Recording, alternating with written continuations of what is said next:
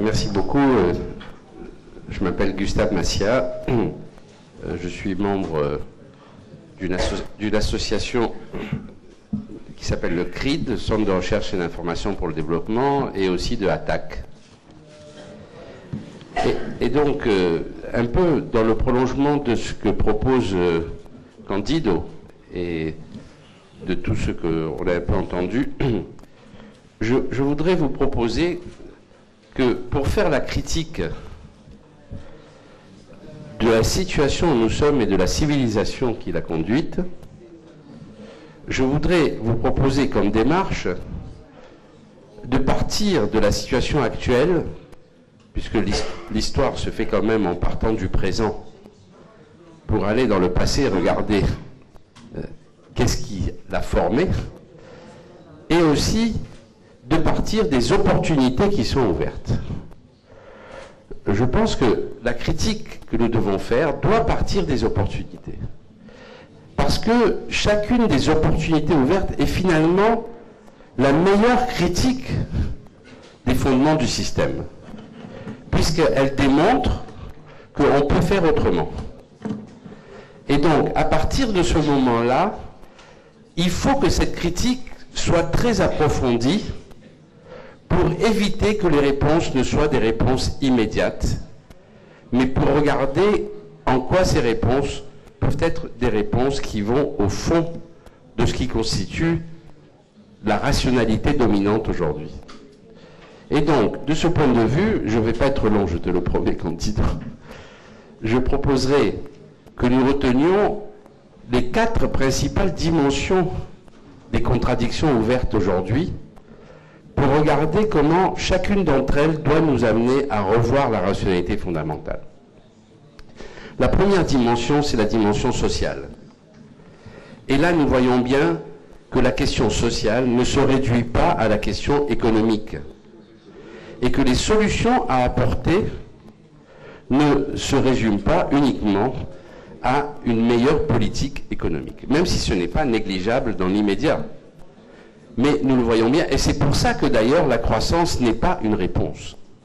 La croissance est une conséquence, et pas une réponse. Et donc, la question sociale, elle remet en avant la question d'une valeur fondamentale qui est celle de l'égalité. Et de la question de l'égalité des droits, et de la question des droits. Et nous devons même peut-être aller plus loin dans une réflexion sur qu'est-ce que ça veut dire les droits, comment ils se sont construits, quelles sont leurs limites, y compris, ça pose d'une certaine manière la question de l'universalisme. Donc voilà une première proposition, une première piste. La deuxième piste, c'est la question géopolitique. Et ça, je pense que c'est une piste fondamentale, parce que, en fait, l'opportunité qui est ouverte, c'est que nous entrons dans une nouvelle phase de la décolonisation. Et ce qui se passe en Tunisie et en Égypte aujourd'hui valide cette hypothèse. Qu'après la première période de la décolonisation qui a donné les indépendances des États, commence une nouvelle phase de la décolonisation. Et la recherche de nouvelles formes d'indépendance, pas seulement les indépendances des États, mais aussi les indépendances des peuples. Et donc, ça ouvre toute une série de questions, y compris sur l'universalisme. Et là, je reprends un peu les propositions de Wallerstein, qui a fait un excellent livre qui s'appelle « L'universalisme européen », c'est-à-dire occidental. Et le sous-titre de son livre, c'est « De la colonisation au droit d'ingérence ». Et donc, la nouvelle phase de la décolonisation, elle doit remettre ça en question et aller jusqu'au fondement.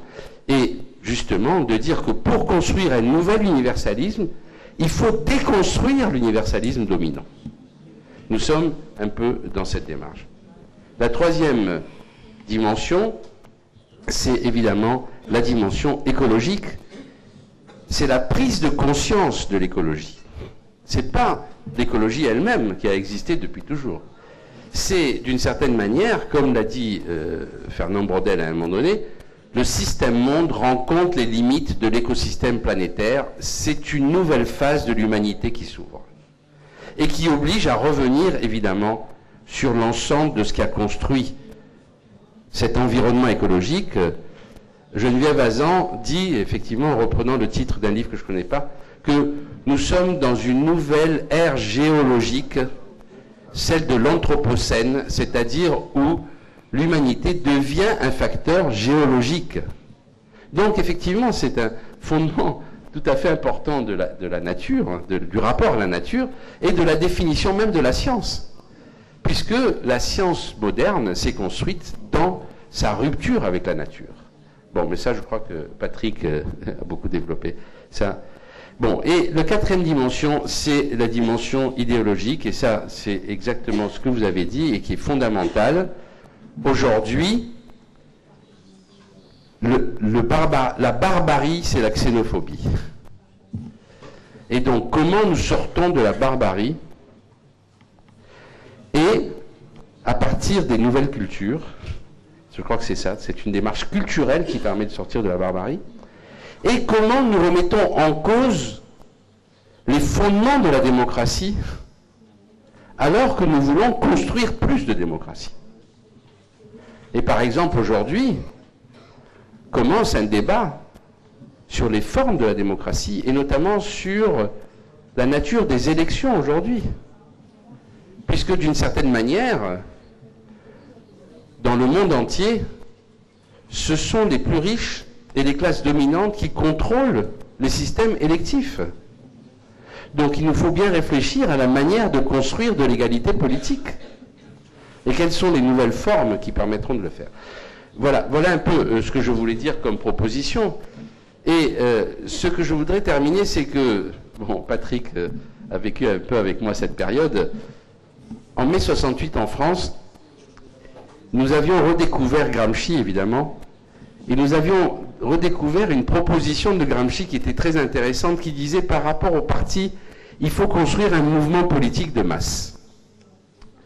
Et quand nous rêvions en mai 68, nous avions, enfin, c'était lancé l'idée, je ne sais pas qui l'avait lancé, que ce dont nous avions besoin, ce n'était pas un mouvement politique de masse, c'était un mouvement philosophique de masse.